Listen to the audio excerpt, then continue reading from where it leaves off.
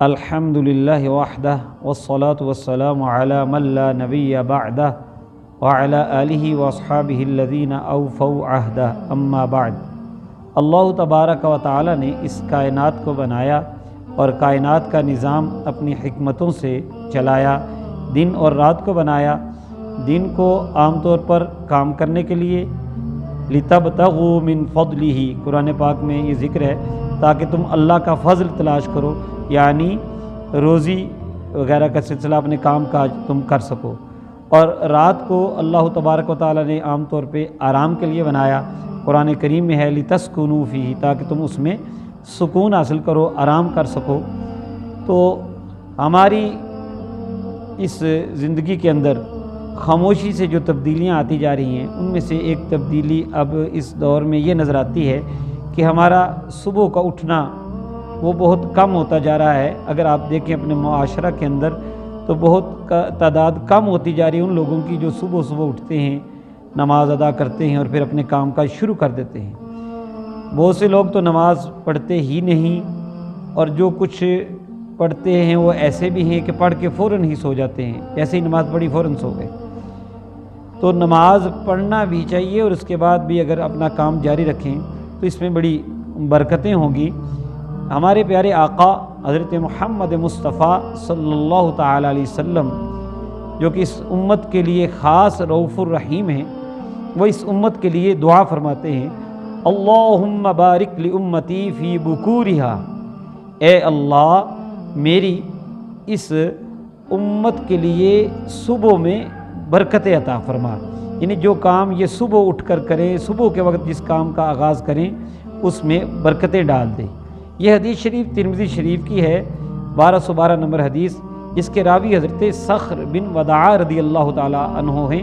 وہ یہ بھی بتاتے ہیں کہ نبی کریم صلی اللہ تعالیٰ علیہ وسلم کا یہ عمل تھا کہ جب آپ نے کوئی چھوٹا یا بڑا لشکر بھیجنا ہوتا تو بعثہم اول النہار، تو اس کو بھی دن کے پہلے حصے میں، یعنی صبح کے وقت بھیجا کرتے تھے، صبح سویرے بھیجا کرتے تھے۔ سیدنا صخر بن وداع رضی اللہ تعالیٰ عنہ دیگر صحابہ کرام علیہم رضوان کی طرح ان میں بھی سنت رسول کی پیروی کا ایسا جذبہ تھا کہ انہوں نے اس ادا کو اپنے لیے محفوظ کیا اور اس پر عمل بھی شروع کر دیا۔ ان سے نچلے راوی یہ بتاتے ہیں کہ کان صخر رجلا تاجرا اذا بعث تجارتا بعثہم اول النہار، کہ حضرت صخر رضی اللہ تعالیٰ عنہ تاجر تھے اور انہوں نے نبی پاک صلی اللہ تعالیٰ علیہ وسلم کی سنت پر عمل کرتے ہوئے اپنی تجارت کا سامان بھی بھیجنا ہوتا تو وہ بھی پھر صبح بھیجنا شروع کر دیا انہوں نے۔ تو اس کا نتیجہ کیا نکلا؟ روایت کے اگلے الفاظ ہیں فَأَسْرَى وَكَثُرَ مَالُهُ، وہ بہت زیادہ مالدار بھی ہو گئے اور ان کا مال اس میں بہت زیادہ اضافہ بھی ہو گیا۔ یہ برکت تھی مصطفیٰ کریم صلی اللہ تعالی علیہ وسلم کی اس ادا کو اپنانے کی اور اس ارشاد پر عمل کرنے کی اور اس دعا کا فیض لینے کی، یہ ساری برکتیں تھیں۔ اس لیے ہمیں بھی چاہیے کہ ہم اپنے کاموں کا آغاز صبح سے کریں، بلکہ بہتر تو یہ ہے کہ تہجد پڑھیں۔ چلو اگر ابھی تک تہجد کی عادت نہیں تو کم از کم الصلاۃ خیر من النوم کی صدا جب ہو تو اٹھ جائیں اور نماز فجر ادا کریں، پھر تھوڑی تلاوت کریں اور پھر کام کاج کریں۔ یہ جو ہمارے ملک کے اندر انرجی سیونگ کے مسائل ہیں اور ہماری بجلی پوری نہیں ہوتی، اس کا ایک بہترین حل اگر ہمارے ارباب اقتدار یہ لازم کر دیں کہ سب کام کاج، دکانیں، شاپنگ پلازے، ادارے، تعلیمی ادارے، دیگر سب جو ہیں وہ فجر کے فوراً بعد، ناشتے کے فوراً بعد جو ہے وہ شروع ہو جائیں گے، تو بہت سے ہمارے مسائل انرجی کے بھی اس سے حل ہو جائیں گے اور نبی کریم صلی اللہ تعالی علیہ وسلم کی دعاؤں کی برکتیں بھی ملیں گی۔ اسی لیے ہمارے بزرگ صبح کو نور پیر کا ویلا کہتے تھے۔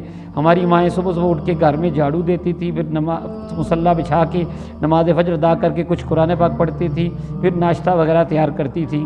اسی طرح ہمارے جو بزرگ ہیں وہ صبح کھیتوں میں چلے جایا کرتے تھے، جو دکاندار تھے وہ نماز پڑھ کے فوراً دکان کھولا کرتے تھے۔ اب ایسا منظر کم نظر آتا ہے اور صبح اداسی سی چھائی ہوتی ہے۔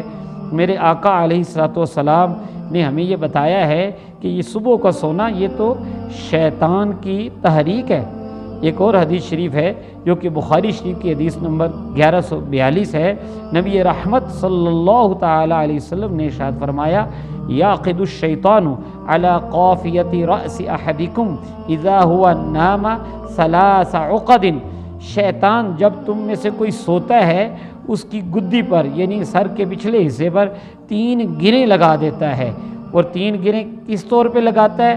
فرمایا یضرب کل عقدۃ علیک لیل طویل فرقد، ہر گرہ لگاتے ہوئے وہ یہ کہتا ہے سویا رہ رات بڑی لمبی ہے، سویا رہ رات بڑی لمبی ہے۔ اب نبی کریم صلی اللہ تعالی وسلم نے شیطان کی ان گرہوں کو کھولنے کا وظیفہ بھی بتا دیا ہے۔ فرمایا فَإِنِ اسْتَيْقَظَ فَذَكَرَ اللَّهَ إِنْ حَلَّتْ عُقْدَةٌ، اگر وہ بیدار ہو جائے اور اللہ کا ذکر کرے، جیسے اللہ والے اٹھ کے یا تو صبح اٹھنے کی دعا پڑھتے ہیں الحمدللہ الذی احیانا آخر تک، یا کوئی سادہ لوگ ہیں تو وہ اللہ اکبر سبحان اللہ کہتے ہیں، تو اٹھ کے اللہ کا ذکر کرے تو ایک گرہ کھل جاتی ہے۔